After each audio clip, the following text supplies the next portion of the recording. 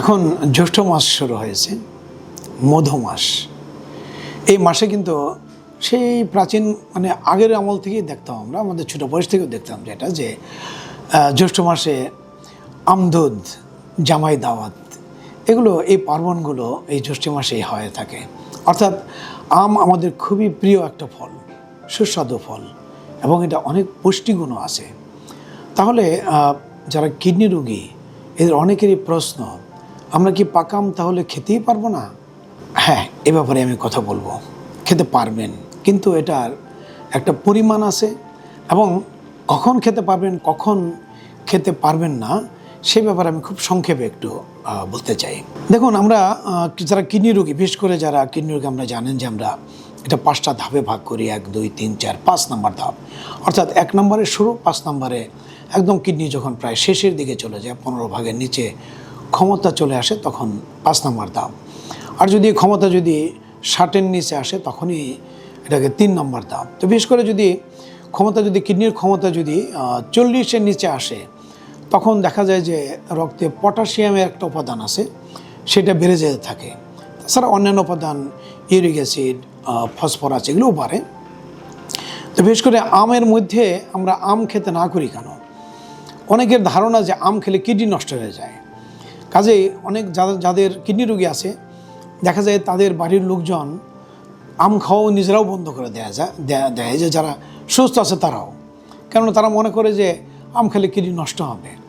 আসলে আম খেলে কিডনি নষ্ট হয় না। তো যাদের কিডনি ক্ষমতা কমে গেছে, তাদের এই যে পটাশিয়াম আমরা যে খাই, অর্থাৎ আমরা যে খাবার খাই, বিশেষ করে শাক সবজি, বিভিন্ন ধরনের ফল, এগুলোতে প্রচুর পটাশিয়াম আছে। তাছাড়া ডাবের পানি বলেন, এগুলোতেও পটাশিয়াম। তো আমাদের ওভারঅল খাদ্যের মধ্যে পটাশিয়াম থাকে, এবং পটাশিয়ামটা আমাদের দেহের জন্য খুবই জরুরি। এবং পটাশিয়াম আমাদের শক্তি যোগায়, আমাদের প্রেশারকে কমিয়ে রাখতেও সাহায্য করে। কিন্তু যখন কিডনির ক্ষমতা কমে যায়, তখন কিডনি কিন্তু অতিরিক্ত পটাশিয়াম বের করে দিতে পারে না। সেজন্য কি হয়, আস্তে আস্তে অনেকের এই পটাশিয়াম রক্তে জমতে থাকে।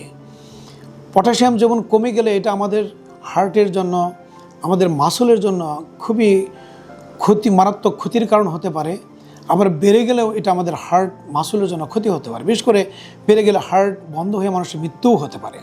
আবার অনেকের পটাশিয়াম বেড়ে গেলে দেখা যায় যে মাসলগুলো খুব দুর্বল হয়ে যায়।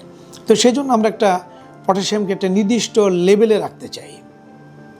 তো আমের মধ্যে না করা হয়, কম খেতে বলা হয় কেন? যেমন আম সহ অন্যান্য যাবতীয় যত ফল আছে, প্রায় ফলেই পটাশিয়াম থাকে, যেটা আগেই বলেছি, এবং কোনো কোনো ফলে একটু বেশি থাকে। যেমন কাঁচা আমে পটাশিয়াম অত বেশি না, কিন্তু পাকা আমে কিন্তু পটাশিয়াম তুলনামূলক বেশি থাকে।